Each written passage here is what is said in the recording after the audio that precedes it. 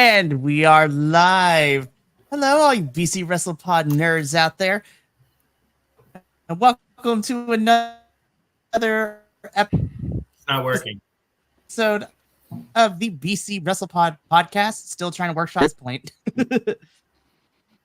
It has been a day, but I am super happy to be here. And we are here with another great podcast for you today. There's LGBTQIA plus representation in wrestling.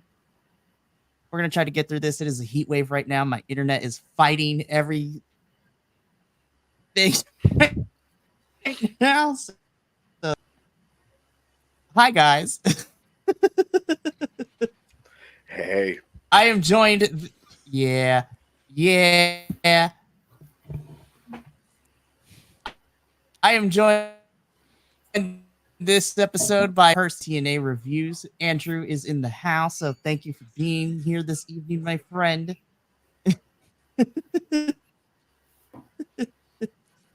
Love it. This see it. You can also find this individual on the ROH panel. So, Jesse, thank you for being here. We're professionals, I swear. And then, of course, last but certainly not least, also filling out the Dynamite reviews and sometime owing me favors for TNA reviews as well. JVL is in the house, gentlemen. So, thank you so much for being here. The ROH boys have taken over the podcast. We'll find out if this was a good idea or not. No. I mean, realistically, probably not, but it's okay.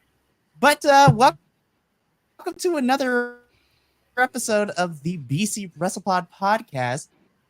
Like I carded below says, we are celebrating a very special month here.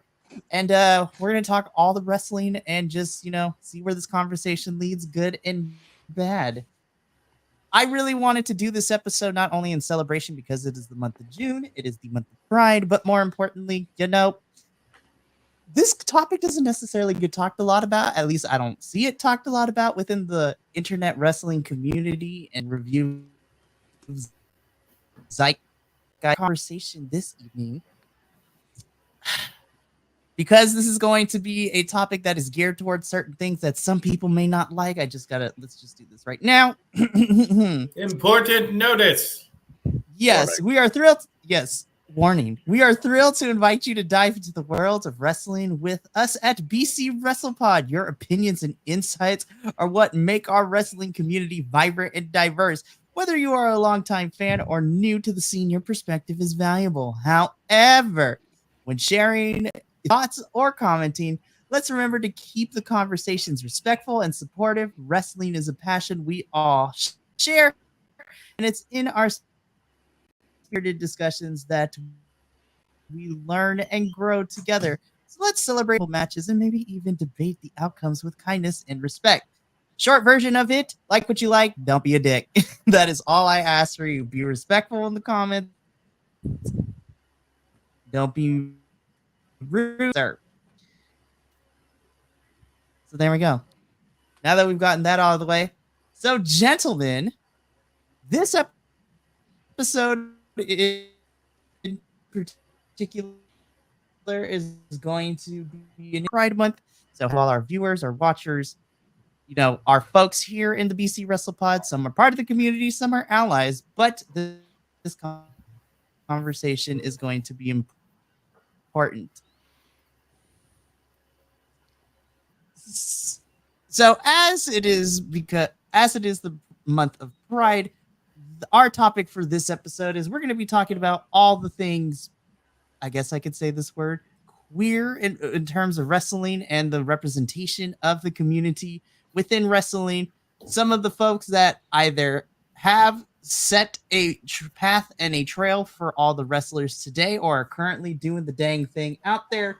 Any storylines or moments that have highlighted this representation, but also talking about the current challenges that are still faced with this representation in wrestling and how the companies can essentially grow and do better when it comes to this representation. So all of us are representations of different eras of wrestling. So we have seen a lot.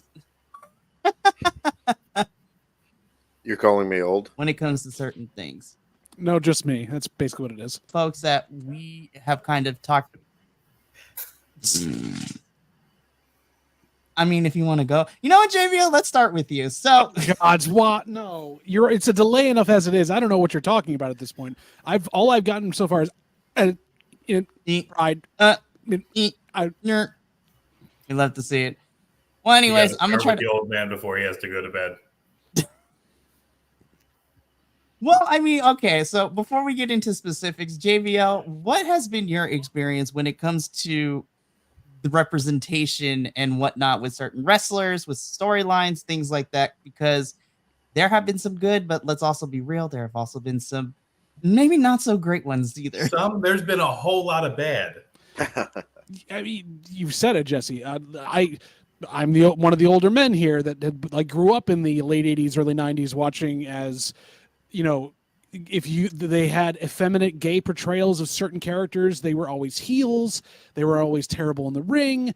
Meanwhile, you would have things like, some of the Nature Boy Buddy Rogers or people like that who would, be flamboyant. And they would say flamboyant to make sure that you knew it wasn't that they were openly queer, openly gay, anything else. At the same time, the only kind of thing you knew about if you were in the know during those times were the scandals involving Pat Patterson and the other Garvin brother. I can't remember his name. I had it right here. Terry Garvin, the whole thing with the Ring Boy scandal, that stuff like that. You would hear about that going on. So the representation was never good, and that came from partially the carny lifestyle that these people came from, but also, and not to generalize too much, it was, especially in the Southern territories, good old boy wrestling. These were our big heroes, and it's a thing where you just didn't see it. And so it's been until the modern day where you've even gotten mention of it, let alone kind of acceptance of it in certain ways. And it also, I think, is in a better way because it's not the only thing that a character is tied to. It's basically based around, this is my character and my wrestler. Oh, and I happen to be openly homosexual or bisexual or pansexual or whatever it ends up happening to be. And that's my personal life. But because everyone's in the know of who you are as a person, they understand that, versus it was always part of kayfabe. Like, oh, if you're portraying a gay person on screen, you may be being asked to do the stereotype to elicit that response, which is never a good thing.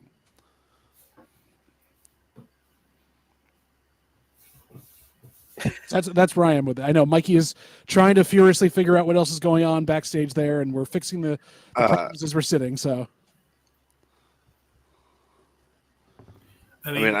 I'll jump in here and just kind of keep going with that thought there. It has gotten a lot better than what it was, but it still has a very, very long way to go, to the point where there are shows that are much more inclusive, movies are much more inclusive now, which is good. This form of entertainment needs to follow that trend where it's just part of the character. Don't make it a plot point. Don't make it a story. It doesn't need to be called out. It doesn't affect whether or not they were a good wrestler or a good entertainer or not. It's just part of their personal life. And while I like that we're showing it to show inclusion and acceptance and that it's normal, it is a completely normal thing. Let's not make it part of a story. Let's not build a story around it, because we don't do it with, cis straight wrestlers. So why are we doing it with somebody who's queer, who's gay, who's trans, anything like that? Yeah, I was talking to Mikey not yesterday, 2 days ago, when we were doing the reviews in between the shows, and I talked about the first thing that came to my mind when I thought about kind of this in professional wrestling, and it's not the first thing I remember seeing, but it's the thing that sticks out the most to me, was the whole Billy and Chuck thing. And I remember watching that at the time, because I think that was like early 2000s. And for what wrestling was at that point and what we were getting, it felt like it was the best it was being handled for where we were in that world, because it's a world of athletes. It's a world of predominantly run by at least straight presenting men. Unfortunately, in those worlds, a lot of the people that may not be straight are presenting themselves that way because they feel like they have to hide it because of the people around them. But for me, that was something that stood out to me because it wasn't, you had these two big, strong men who were not as effeminate as, wrestlers who put in those roles had been previously. And as, even watching it then, and especially looking back now, obviously it was not handled as well as it could have been. But it was something that kind of opened the door for people being comfortable with that, especially the fans and other performers, because I know there were some performers who had issues with it, and the performers themselves didn't seem to have, as from what I've read about what they've said, especially like Billy Gunn, they were like, hey, this is my job to go out and perform. I'm going to go out and play this role that I'm supposed to play. But looking at it now, like you had kind of brought up, Jesse, is we have a lot of wrestlers out there who their personal lives are not necessarily their character. And that's kind of how it was done in the past, was like, a great example of this is Anthony Bowens. He's out, and it's something that a lot of, fans know about and all that kind of stuff, but it's not what his character revolves around. His character revolves around being this phenomenal athlete who's a phenomenal wrestler. He's one half of this great tag team, and it's not his identity. But at the same time, it's not something that he has to hide as part of his personal life, just like all of the other wrestlers' personal lives. And I don't mind so much if we saw storylines that tied into those things, because we do see sometimes, we see real life couples, play parts in stories. Right now we've got oh my goodness, why am I blanking on their names? Daddy Magic, or not Daddy Magic, it's Cool Hand Ange and Ruby Soho. We're hearing about their whole personal life and all that kind of stuff. So I don't mind so much if it's something that we hear about and it kind of plays into the world, but it doesn't become a caricature or a stereotype, or it becomes all that their character and their personality is about. It's made it where it's part of the world, and it's, just as accepting as everything else. And I think it's made it to where the people that they're working with and the people that are in that, sphere are more open, and more supportive too. Something else we talked about was Nyla Rose getting, harassed by, like I the said, entire state of Oklahoma. Well, yeah, and specifically, people that say they're fans, but they're just real life trolls.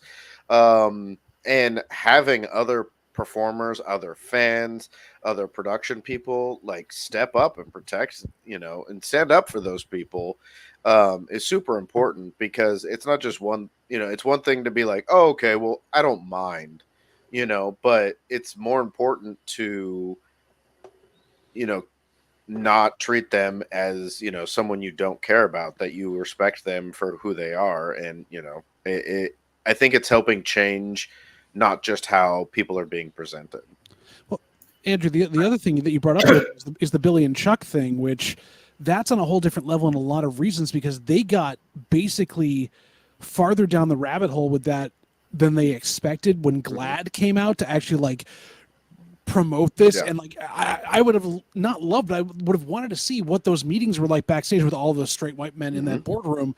What do we do about this? Because now we know we're playing this up as a comedy ending, and they're playing it as the ambiguously gay duo, but now they've got backing from GLAAD, and we've set up this whole wedding thing. Were they trolling them on purpose because they didn't actually believe in what they were saying there at that point? It was a real black eye on them, more than even a lot of the other stuff might have been. For all the good it did that time, we also had things like Eric Bischoff bringing out the lesbians to get destroyed by 3-minute warning, which I think was in a very similar, within a year or so. As much good as that also think things were presented very poorly at that time too. I mean, think about they brought Rico into the fold with that too. Yeah. But why? So he could play the stereotype caricature for them as their manager. Well, and they're on the other side. Like, it almost felt like they needed to have that BS stereotype in there at some point, and this is how they were doing it. And they did it in both divisions. They had Trish and Mickie James' little thing there, which they were playing up. They had the whole thing with Sable and Tori Wilson that was ridiculous. Like it was all played on the women's side for. Oh, they did it with Tori Wilson and Dawn Marie too. Yeah, there was titillation for that side. On the other side, it was comedy. Like there was nothing about it that was substantive. Well, and that was, I mean, that's a time, especially in that time in wrestling too. It was very much about playing into these kind of like fantasies and expectations of certain demographics. And, that's when we got the hypersexualization of women because, before then it was like women were valets at most, and we had a few women wrestlers who were working their ass off to try and show the legitimateness of their profession, but they were few and far between, especially compared to how many men there were wrestling. And then we went into this time period and it was, okay, well, you can go out and be performers, but really you're out there to just be athletic eye candy. And so that it all kind of played into it because a lot of it were just stereotypes and gender roles. And I think it had to go through a lot of things in order to get to where we're at. And it's still not, perfect, but, compared to what it was, even in the 2000s, it's the demographic of fans has spread out so much that the demographic of performers has been allowed to stretch and people get out of being, whether it's their ethnicity, their gender, their sexuality, they get out of these stereotypical roles that they're forced to be into because, oh, this is how you look, or this is, how you are. This is what you can play these roles. Here's the list of characters that you can play. And I think that was a time where it was just like that was the expectation and that was kind of what was selling. So they didn't feel like they needed to change anything.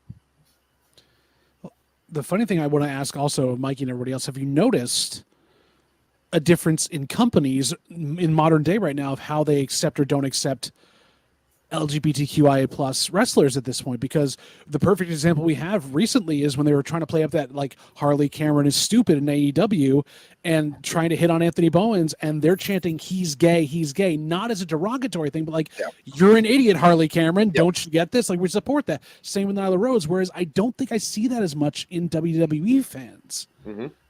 Or even like in like TNA fans also, weirdly, at least that I've watched, while they have some things there that might be a little more support, or there's just they have wrestlers of that ilk, they don't support them the same way that AEW's fans do. Not that I want to get tribalistic about it. It just seems interesting.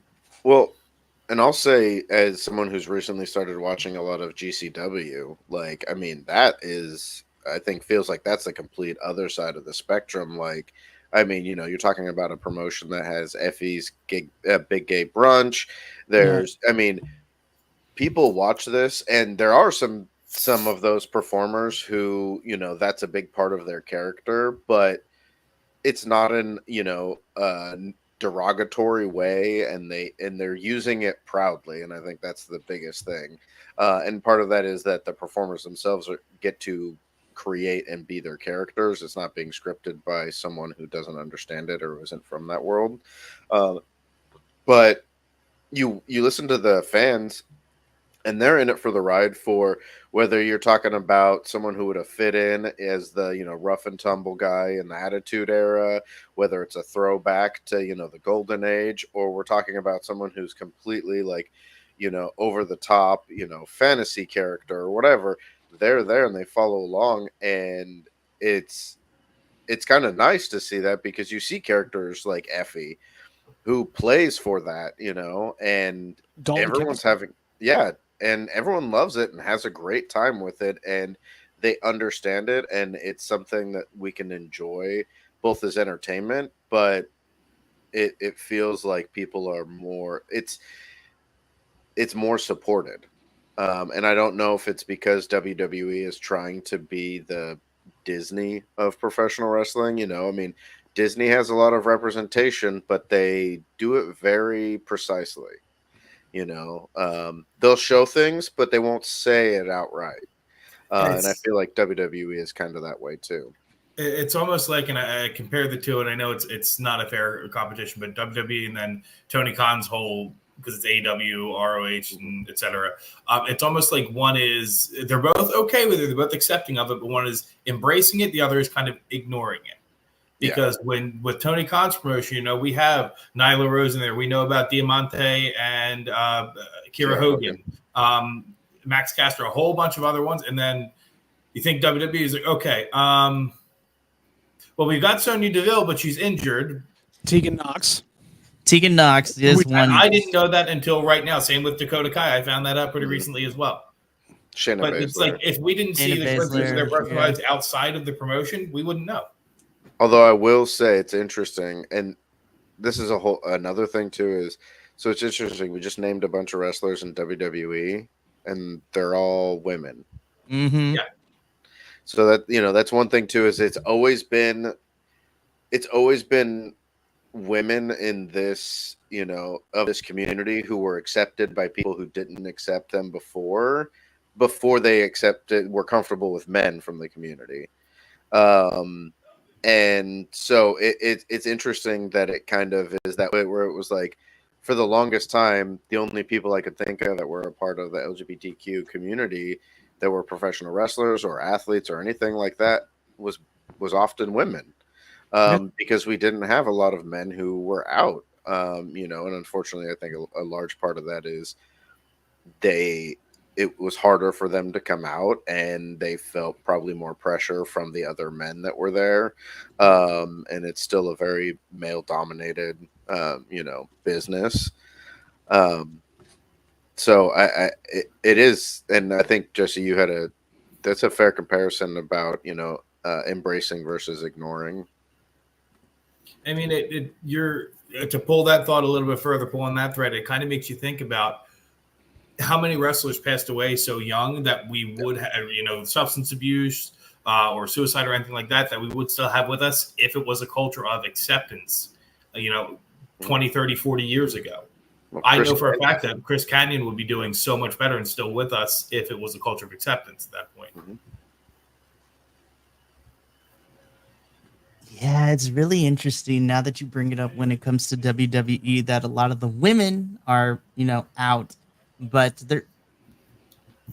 and now there are a lot of men who are very vocal, like allies. Like the person that I immediately go to is Finn Balor. Finn Balor has always been open of being an ally and supporting and like being like that too.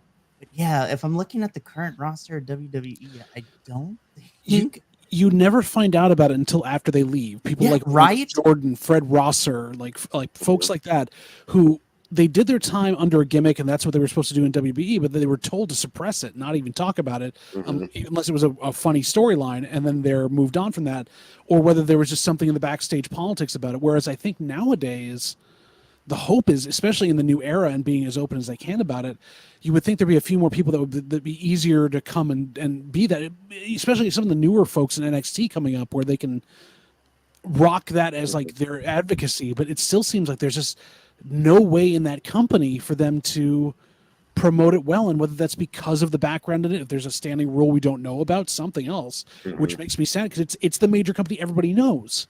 Yeah. Well, and you think about it and you're like, you know, I hate, and obviously this is a big topic that comes up during this month too, but you would think in the same vein of like the things that, you know, other companies do is like, that's a whole demographic that you could reach out to and get to watch your product by allowing your wrestlers who fit into that demographic to be more open, so you can get you can attach more to those fans. Basically, it's the capitalistic approach to like, oh, hey, we can sell to you if we have things that target you. Which they do with the women wrestlers. You look at like Tegan Knox, Dakota Kai, all of them, they have like rainbow in their hair right now, rainbow on their gear. Like there's a lot of that stuff they're working with. But I mean, I think the New Day have rainbow stuff on there as allies. They're doing that. And then like Finn Balor's obviously got the Balor Club stuff and everything that's rainbow, but not many other people are showcasing it. Yeah. And especially not outside of being allies. It's more of that we don't have anyone that is actually a member of the community, that's out there open, as opposed to some of the other promotions. And I think part of that may be they don't want to go too hard into reaching one demographic and alienate other demographics, because unfortunately we still have people, and WWE is a big company that has a lot of fans who are like, the old ways, and so I think they don't want to rock that boat too much, which is why companies like AEW, TNA, and the smaller companies are able to be more open about that. And they do have a lot more interactions with independent wrestlers who, when they're out on the independent scene, they're able to be more open and be more who they are. And those companies also allow their performers to blur that line much more in kayfabe, and you can follow them on social media. And it's hard for people to hide their lives when they're sharing their lives on social media and then going and wrestling. But, a lot of fans have learned to be like, cool, this is who you are in the ring, and then this is who you are in your real life. And, we can learn that about you and like separate those things, but also understand like who you are as a person. And I think it's also, there's a lot of performers that I've grown to really like because of seeing them in their real lives. Because it humanizes them. Yeah. I see the things that they support, the things that they do. You see who they are, with the struggles that they have. And it makes me a big fan of them. And I think when you have people who are open like that, it allows your company to be more open, and accepting of that. And so we do have companies like AEW where we have people who are out and vocal about their lives, but at the same time, the people running the show are not like, oh, cool, this is what you do in your personal life. Well, that's all you're going to do as your character in professional wrestling. Like Nyla Rose is a great example. Nyla Rose, in her personal life and in her in-ring character, are very different. And we've seen some blending, especially with the comedy stuff that she does. But it's not like, there are certain aspects that are not just all that her character is. And it's great. I love the fact that, we can see performers like that because they're treated just like everybody else. Their personal lives don't dictate who they are in the ring. But yeah, it's something that I think we've seen more from the new companies, which is kind of nice. I just hope, like you said, JVL, that as we're heading into the supposed new era of WWE, that we can start opening up those things, and because they have a very large impact on the profession. Yeah. Just to go on your point, especially with Nyla Rose there, and talking about WWE having the kind of the old guard and a lot of their fans that want to rock the boat.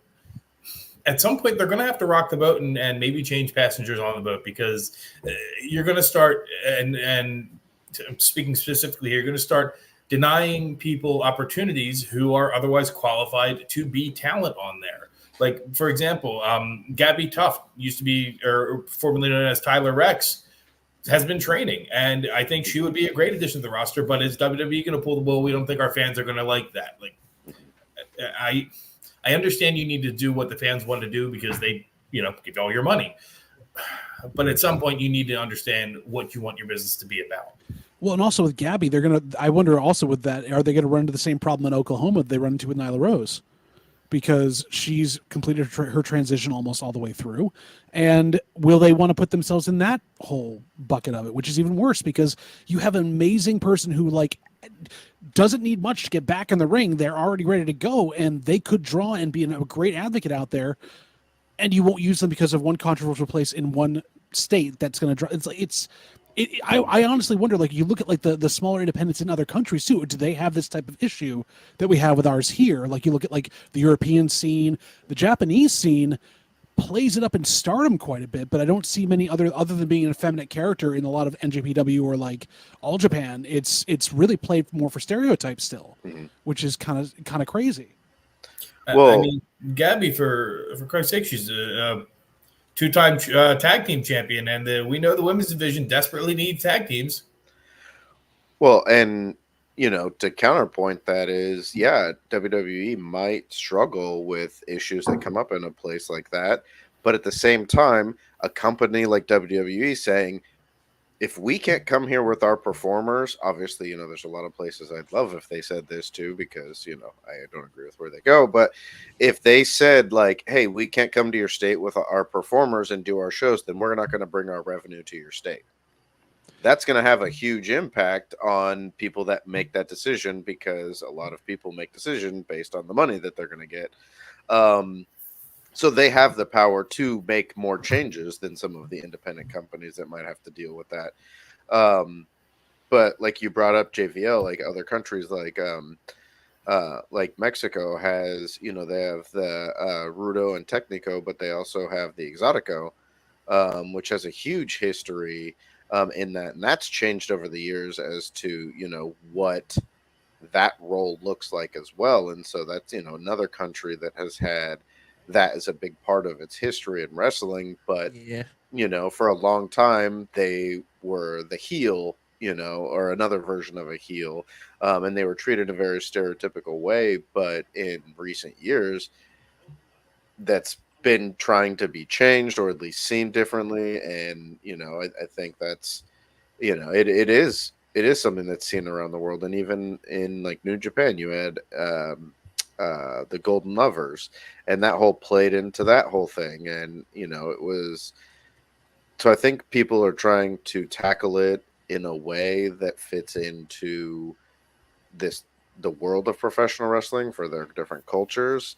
But it faces the same challenges that it faces outside of professional wrestling and in the rest of in the rest of our society and daily lives and all that kind of stuff. So it's a microcosm. Yeah. Yeah, it's definitely a growing kind of topic when it comes to this. But like, to speak on, Andrew, what you said about lucha libre and the roles that our luchadors tend to fall into. When you brought up the Exotico, the name that immediately came to mind, especially in Mexico lucha libre, and also given the Mexican culture in general, of how misogynistic it can be in certain aspects of it. But like, the forefather, in my opinion, when it comes to lucha libre exotico, is Cassandro El Exotico, who is still wrestling and has like a 30+ career in lucha libre. Like, I'm gonna send a picture. And the NWA and a bunch of other places. He's been everywhere. Mm-hmm. Well, then there's Pimpinela Escalara.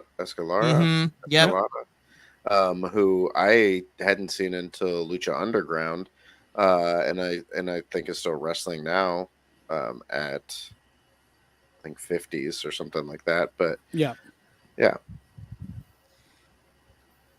It's always really interesting, and this kind of brings back to what has been said so far, that a lot of the smaller and more independent promotions seem to be doing more when it comes to not only showing that representation, but also supporting their athletes too.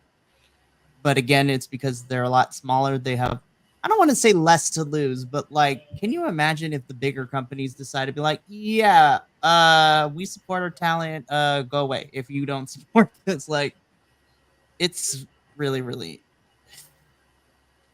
they can definitely do better when it comes to supporting their talent. But, I'm more optimistic, but at the same time, I'm like, we can always do more. But, since we're on the topic of talking about some of these wrestlers, there are a lot of individuals that have been named or just that are out there. And I want to talk about a couple of them, some of my personal favorites for sure. I mean, definitely we've talked about Nyla Rose already. We've talked about Nyla throughout Ring of Honor and AEW reviews in the past too. But she has one of my favorites because she's just no nonsense at this point. She's like, really? Okay, fine. You don't let me perform? I'm going to sell this t-shirt and we're going to donate it to a charity. Which I'm just like, Nyla's really good. And then I also want to shine some light on, as two of the TNA folks are in here, I also want to give props to the quintessential diva herself, Miss Giselle Shaw, which is very interesting because Giselle only recently let it be public last year that she is a trans woman, that she came out as trans, and which is very interesting. I was like, oh yeah, I thought that was public knowledge, but apparently not. And it also changed my, well, I mean, I never liked the person that, gave her grief at a wrestling convention. Andrew knows who I'm talking about because we covered this story the whole entire time.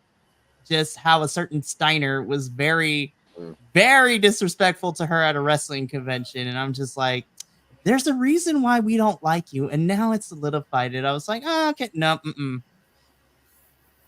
was like, it makes me so mad. But, that representation is important. I love Giselle and Nyla. Both of them, I think, have kind of stepped into the limelight. But I would like to hear what some of your guys' favorite past or present that you're kind of like, who you are enjoying in terms of this representation. Because I have a couple on my list, but I'll get to later. But well, I will say one of my favorite is, I wore the shirt today, is Max the Impaler, especially because right when I started following Max was right when they were, kind of discovering, their non-binary nature. And so when I had started following Max, they hadn't yet, moved into using they, them pronouns. And I think it was very similar to like Abaddon.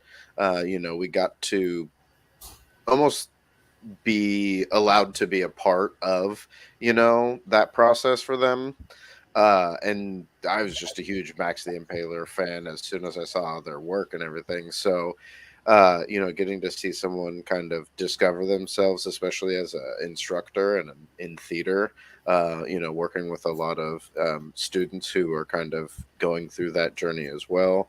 It was something cool to see someone go through that and discover that about themselves and be open and, kind of have that willingness to share that, especially on social media, and have that kind of presence. And we've seen a lot more people, especially this year, come out, like, Mike Bailey. Is it Bronson from Iron Savages? Mm-hmm. Bronson, who just came out this year. Yeah. Like at the start of the month. So, there's some of those folks that I've liked them as wrestlers, and then, either finding out or them coming out that they're a part of that community. Chris Canyon was one that Jesse brought up, and I even back when Chris Canyon was Mortis and doing all those other things in WCW, loved his work, and then to hear his story was just heartbreaking.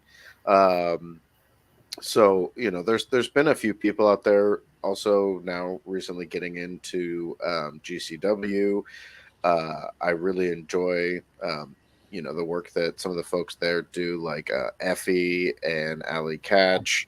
And especially as Effie is kind of the one of the pillars for that promotion. And he got taken away by the White Six. But I think there's a lot of folks out there that are a part of that community that don't get recognized by the general fans, but some of the more, I don't even want to say hardcore fans, but the people who look outside of the two big companies. And I love the fact that we're at a place where, like, Fred Rosser, I didn't know who Fred Rosser was, and then he showed up in Ring of Honor, and to have commentary just like openly talk about it, and not in some like, oh, hush hush way or some special way or whatever. They're just like, here's who this person is, and we're going to tell you who they are. It's nice to be at that point. And the last one I want to talk about is just because I saw them on the list, and I saw some recent news, but Edith Surreal, who recently announced that they'll no longer be wrestling due to concussion issues, which is a super bummer. And they were someone who I saw, what was it? Apricots and Still Life, I think, was their original ring name, and then became Edith Surreal. But that was a bummer to hear about someone who had put in a lot of work and been really kind of defining themselves to have to step away from something that they really enjoy. But I think it's great that we're at a point where there's so many folks out there in so many different profession or promotions that not only get to do this thing that they love, but they also get to be people who can be open about who they are, so that hopefully the next generation of fans that want to be able to get into this profession can see like, oh, hey, not only can I get into this, but I can get into it and I don't have to hide who I am. Like, they can have heroes for multiple things. And I think representation is good, not just for the people that are like you, but also so that people who are not like you can still see you as a hero. Like, you don't have to look up to someone who is exactly like you. And I think it's great that we have professional wrestlers who can be looked up to by fans that are not necessarily in the same community. And that's how we get people who are going to support and be allies to those people. Yeah. There's just so many. Like, I mean, I'll go first. I have a couple on my list too. When I wanted to create this list, I wanted to not only include some of the wrestlers that are still wrestling today, but I wanted to dig deep into like the history of, as much as I could find when it comes to this kind of topic. And the first name that I want to talk about really quick, because I just found her story very interesting, is dating back all the way to the 1960s, Miss Sandy Parker.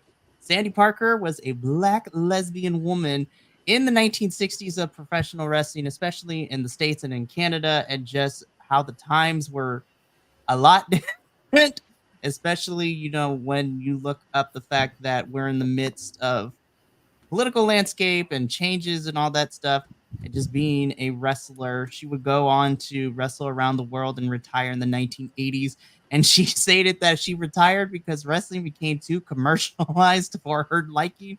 And so she's like, I'm good. I've had like a 20 plus career. We're good to go. So I'm like, Miss Sandy Parker, I love you. But of course, I got to mention some of my personal faves. The one that I immediately had to, just because I love her so much. And we saw her at Bound for Glory last year, was Miss Sunny Kiss. I love Sunny Kiss so much, and I am mad that AEW did not utilize her to the best of her ability. It's so frustrating, but I love Sunny, and the fact that, like in the same vein as Effie, is not afraid to be unapologetically themselves, in both in their presentation and their ring. I still think Sunny's match versus Trinity was one of my highlights, because I'm like, I want that match. Give it to me more and more times. But I love Sunny. Some other ones that, I could think of, Kid Bandit on the independent scene as well is also really, really important. Of course, I got to go with my boy Speedball, Mike Bailey, non-binary representation. Mike Bailey and his partner Veda Scott, both non-binary representation. The fact that they get to travel together to do all these things is kind of great.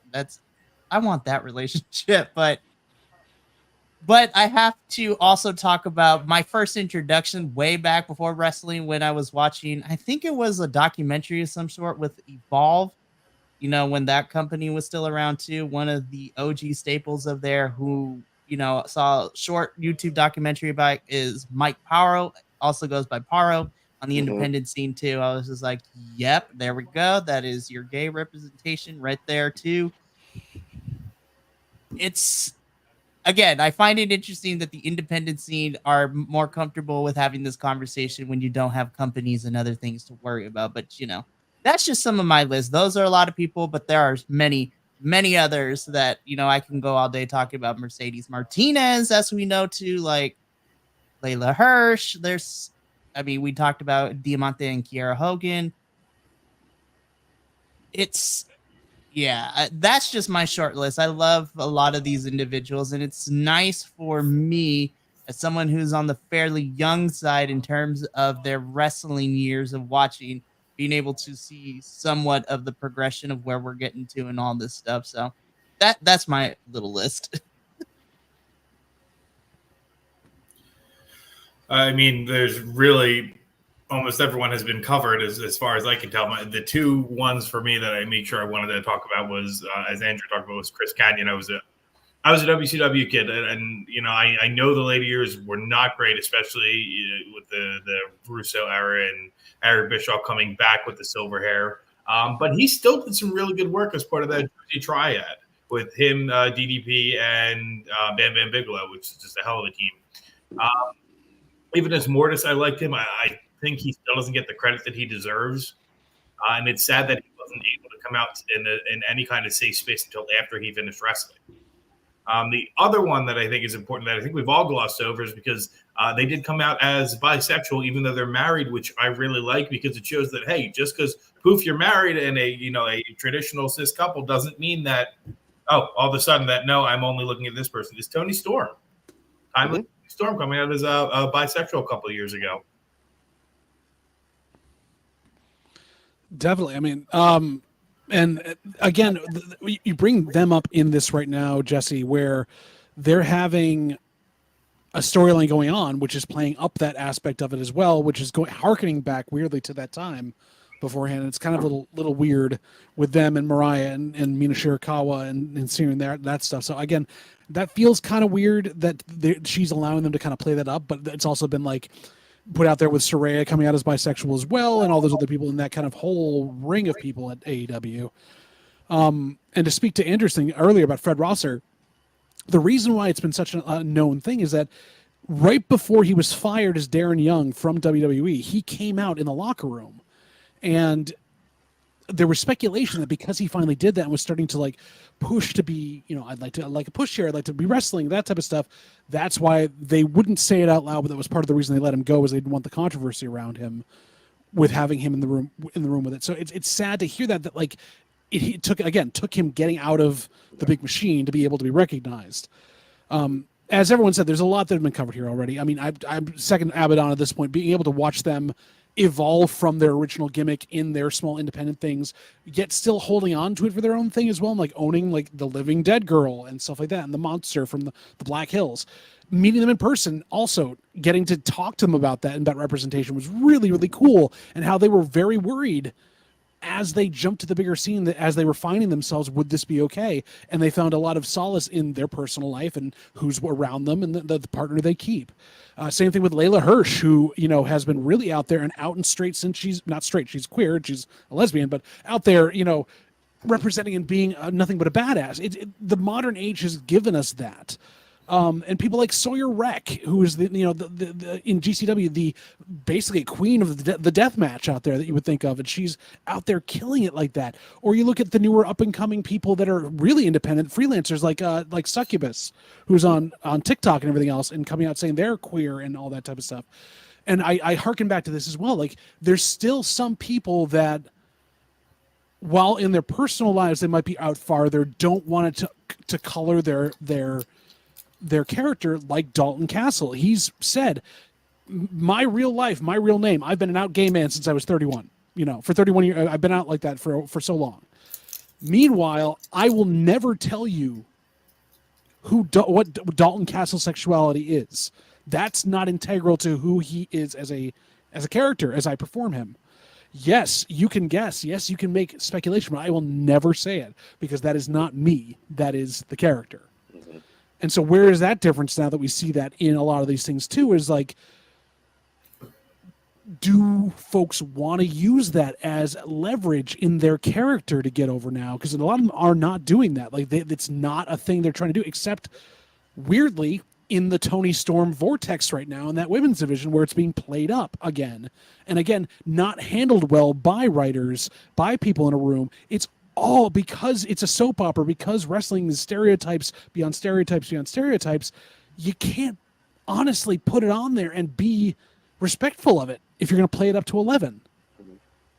And how do we feel? I don't know how we feel about that in terms of we support a product as fans where our community is being reduced on screen still to stereotypes, but we can still appreciate the people that are there doing good work, that are not using that to get over.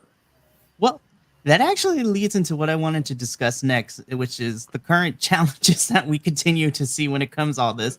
So let's just bring this up, because I have made my feelings, and poor JVL has been on the receiving end of these said feelings when it comes to the last month or two that we've done the Mariah May and Tony Storm and Mina Shirakawa stuff.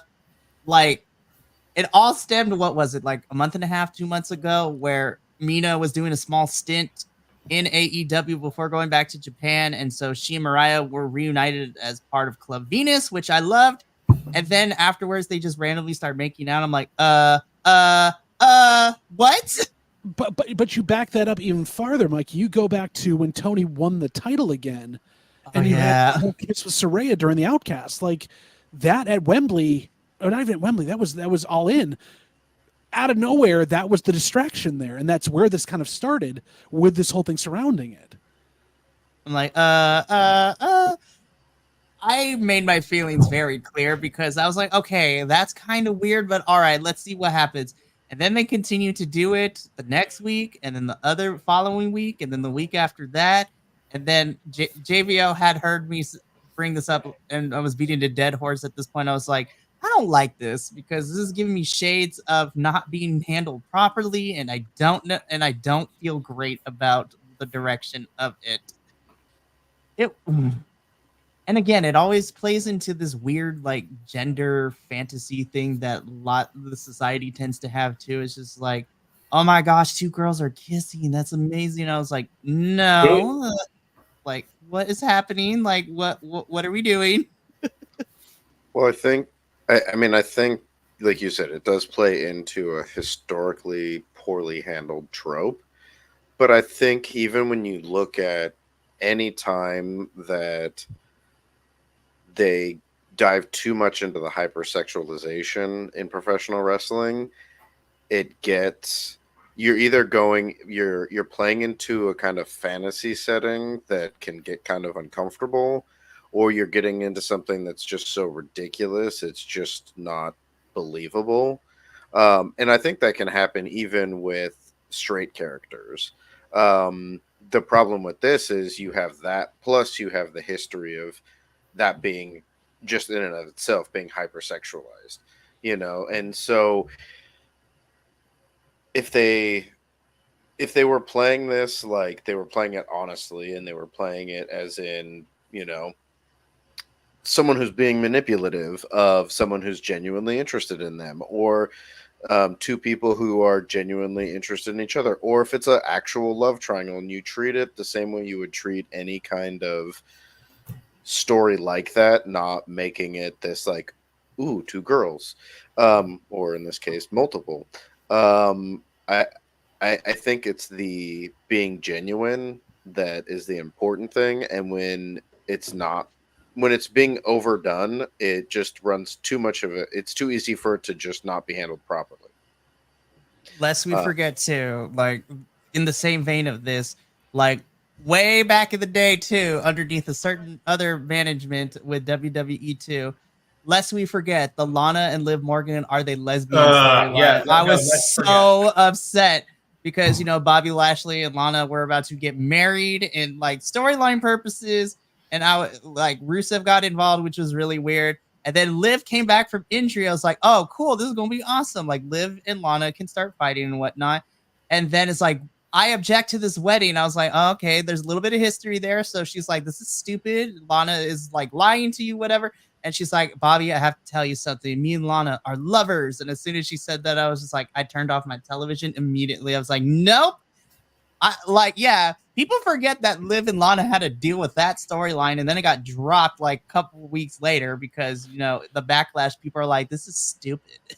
Whereas you look at recently, and this was played because it was honest playing, all the stuff from the house show circuit before Rhea Ripley went on an injury, where she starts doing the stink face and Shayna Baszler's like moving Nia out of the way to like get in and get it done. Like that's hysterical. And that's because that's her being honest and playing that to 11, not lasciviously, but like, I'm a lesbian. I'd enjoy this. And that doesn't happen. And then Nia ends up doing it to her. Like that's the house shows are wild. Oh my God, they are wild. They are wild for sure. But yeah, I'm just like, why can't we do this? Oh, okay. Well, on that little note, And then let's just dive deep into this. I brought this up earlier too, like not even like creative wise, but also my biggest issue when it comes to the challenges that these wrestlers face is also the challenges of like the old guard and certain legends in business that are very narrow-minded and kind of, we're far enough into this. Yeah, they are assholes when it comes to this. And again, I want to talk more into depth about Giselle Shaw interaction. Like she came out last year during Pride, and then she was at a wrestling convention, and I'm going to name his name because I don't support this man anymore.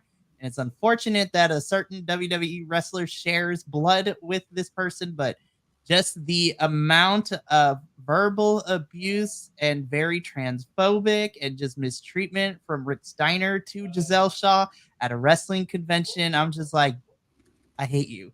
Like, I already didn't like you, and now I'm not going to support you even further. And it sucks because you have one of your blood in WWE right now who I like, but there's that issue. It's like the sins of the father can't be passed to the sins of the child. But like, yeah, Rick Steiner was an asshole for his treatment to Giselle Shaw. She took it in stride, but I'm just like, that is messed up. How dare you do that? And I'm just like, and then when we talk about it too, like since we're talking about TNA too, just like the presentation and how they handled Orlando Jordan in TNA during the Bischoff and Hulk Hogan, Dixie Carter management era was just, it was not great. I was so upset. I was just like, what are we doing? Like, again, what are we doing? It's just people. Well, I think it's, I think the problem is that, like, JVO, you said it great. It's a microcosm because we have people who are of these old beliefs. Yeah, obviously, it's a big issue right now, in politics and things like that, where you've got these people who are becoming more and more tribalistic. So you have people who believe in these certain things, or like, oh, it was better this time, or like people should only do these things or whatever. And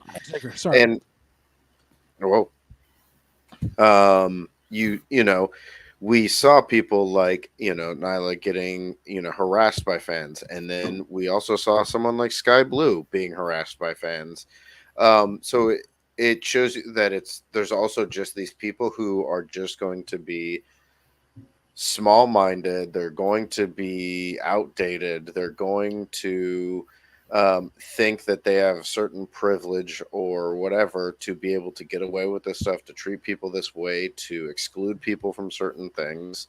And unfortunately, by bringing in people who were often marginalized into a bigger spotlight, that means that there are going to be some times when those people who get angry at the thought of that are going to interact with them. So I think the biggest thing that we can hope is that group of people who are going to do that are going to get smaller, and the people who are going to stand up against that is going to get bigger. And I feel like, the fact that, places like TNA treat Giselle the way that they do, and, AEW and Ring of Honor with Nyla, and just all of their wrestlers, the way that the wrestlers themselves treat each other, the way that backstage production, treat them, it's getting more of that support out there. And so I hope that we just get to see people more and more stand up to that. And it'd be nice if, this does happen, that when we have these older wrestlers, especially, that come out and say these stupid things, that other older wrestlers come up and call them on it. Whether it's that situation with Giselle or Goldberg's, stupid thoughts on people breaking his record and things like that. And it probably ended at Goldberg's stupid thoughts. Well, yeah. You run into a ring post so many times and it's going to mess with your head. But you also have the old guard, Andrew, where they're not apologizing and they're kind of dodging. Like, you look at Undertaker talking about this recently when he was asked about the whole Chris Canyon thing, that why did you beat him up so bad? Was it because he was gay? And all Undertaker says, well, I didn't know he was gay. And no, it can't be that. It was never about that. When there were reports from backstage that this was a receipt from Vince through him, and he was more than happy to do it. this is a man also who worked with one of the most repulsive people in the world, who's the Knox County mayor now, that I don't want to talk about, who has come out completely in standing in political zones against folks of this community and saying that people that don't have rights. So I don't know if the old guard will stand up against him, because I don't know if half of them believe it right now. The new guard has to be the ones that basically says, shut up, you're gone. We appreciate what you did for the sport, but you need to be quiet. Like, shut your mouths. Well, I hope, like, you know, I hope people, like, the first one that always comes to my mind is someone like Billy Gunn. You know, he's worked so close with, you know, groups like the Acclaimed and stuff like that in AEW. And there's a few of them that are out there that seem like they're genuinely trying to help new performers come up in a variety of, you know, ways, that you would hope that when you work that close with people, that you're getting to learn who those people are. And if you weren't already accepting beforehand, that helps you understand more and maybe changes your thought process, or that you already had that thought process and that's why you're willing to work with people who have the talent to be there, and you support them in who they are. So I hope that even if it's few and far between from the generation that we grew up with, I hope that some of those people will stand up and, you know, say things and stand up for the people that, you know, they're mentors to. Well, and I think the other thing that also kind of is helping change that trajectory, like using Billy Gunn as an example, working so close with Anthony Bowens and everything as well. I think what also helps is that these, I say newer wrestlers, but I'm going to put the category of like less than 10 years in the business. Like, they're still building their stuff up. They're more open and they're more vocal about pushing back against like these old state of mentalities. Like, and this is just my observation when we were at, you know, Wrestle Show in New Jersey too, on that second day, like my heart filled with so much happiness of how much I look forward to the future of wrestling, because day two was pretty much a lot of these wrestlers that have less than 10 years of experience in the business, but they use their platforms and they're just very vocal. And also happens because they're on the younger side. So Sky Blue, Kyle Fletcher, Layla Hirsch, Queen Aminata, Billy Starks, like all these folks who are growing up in this day and age of, you know, the more social and political movement that is, you know, supporting and standing up and pushing back against, you know, the old established ways and things that have happened. It gives me a lot of hope too. And I know that's pretty much a lot of the ROH talent, but I'm just saying, man, like it helps that there are folks that are within that less than 10 years experience who are not afraid to the don't give a F attitude about anything. And they're just like, nah, you're a turd. We ain't here for this. I wonder if some of that too is that because the way that things have changed in the business, that those younger performers, you know, they're coming up with each other through the independents, working in certain companies and then going off to new companies, or just the fact that they're allowed to cross brand lines. You know, they're allowed to be like, hey, I wrestle for this company, but my best friend wrestles for this other company, or this group of people I hang out with wrestle for, you know, all different companies. There's not this sense like, oh, you can't hang out with them because they wrestle for the enemy kind of a thing. And so it enables them to build a community of professional wrestling, not a community of a promotion. That's a very good point. Yeah. I mean, we're in an age where everyone knows everyone and has worked with everyone and will have found some way to, and the bigger realms are finally acknowledging that now, instead of that, so that you have to actually take into effect these people, not just these characters, even when you rename them, redo them, anything else, and what they're going to mean, because they, like real people, have history and are part of an identity. Weird, isn't it, that we have to like respect people's identities? Who knew? That's wild in this day and age. Well, I think the thing for me too is that growing up in this day and age in 2024 with wrestling, with so much that's out there and all the representation that we get to. And this goes back to my little mission statement when we created this version of BC WrestlePod. It's just like I didn't know who was going to be involved. It originally just started with a group of 5 of us.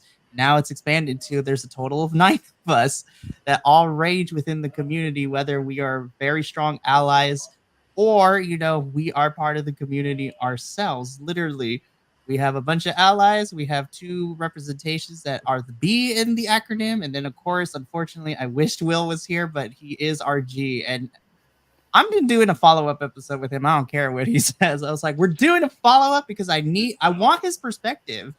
Like, we're really keeping, We're keeping the gays down right now is what we're doing, honestly. He just doesn't want to be here with us. Don't say that.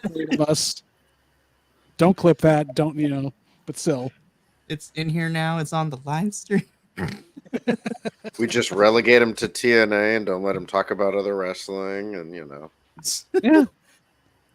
Well, and Will, like, I can share this because Will has given me permission to do so, but like, I would love his take on this because, again, Will is a fan who watched wrestling in the crump of the 70s and the 80s, and then he's just recently come back to it, within the last year or so, thanks to BC WrestlePod and being a part of what we do here too. And which is why we would have loved his perspective on this one, because he knows everything from the 70s and 80s that we didn't know. I know. This is like, damn it. Well, we are going to do a follow-up. I want to do a part 2 with him, and if anybody else wants to join in too. And we're not allowed to. If Will's there, we're not allowed to be there. Hey, I'm the boss, and I say we're doing it. Okay, I override everyone. But, Did you hear that, Jesse? You've been overridden. Okay. Be like, Jesse is our HR, so I'm like, sorry. Oh, my goodness. he's documenting all of this. He literally is. He's writing notes down to be like, okay, this was an infraction here. Yeah. Make sure I'm just filling out a few CMA documents. No. Oh, God. Goodness. I think on that lovely note, gentlemen, this has been a very fun conversation, and obviously this is not going to be the only time we bring this conversation up, because we bring it up pretty much in every review we do when it comes to this kind of stuff. But I appreciate you gentlemen being here this evening, and this is a topic I really wanted to do in the spirit of Pride Month, but also because I feel that, again, given the platform that we have and, we're slowly growing in everything, I really don't see any other, folks like dissect and talk about these things. So I want to give credence to the voice that doesn't necessarily get the most representation when it comes to professional wrestling. So thank you for being here, boys. Before we log off for the evening, any final thoughts, like statements, anything at all?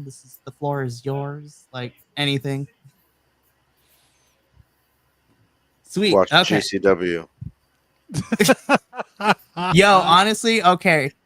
We'll talk offline in our business and in our business meeting. Like, I already have the plan written up. Like, we'll talk about it. But that is going to be it for us here for this month's episode. Tune in next month where we also talk about something really, really fun. We're going to talk about the feuds that could have been, and we're going to talk about feuds that kind of just went womp womp and how we would fix the feuds and wish that they were a lot better. So we're going to be dream booking and doing all that kind of stuff. We got some fun stuff planned. It's going to be great.